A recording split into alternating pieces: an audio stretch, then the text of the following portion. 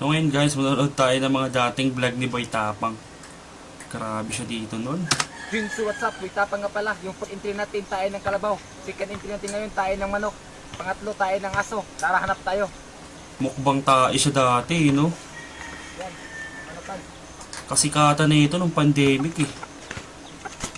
Ito yung second entry natin. Tayo ng manok. Ayan, pakita mo pre. Grabe, Ayan. no? Kakatayo lang. Yan. Mainit-init pa yan. Una natin. Ayan. Bisik lang to sa akin.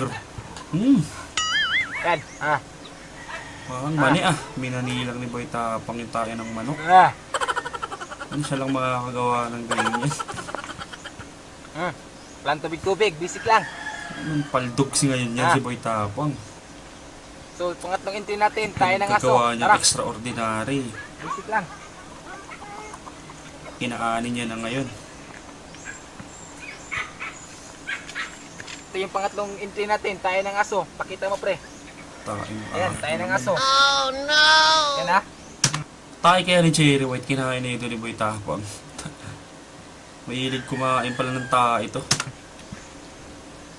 Ayan. Tayo ng aso. Siyempre, lagyan natin ng magic sarap para may lasa. Ayan, magic sarap. Ayan. Magic sarap. Nahulog. Double dumi. Ayan. Magic sarap. Tayo ng aso. Bisik lang to sa akin. Ayan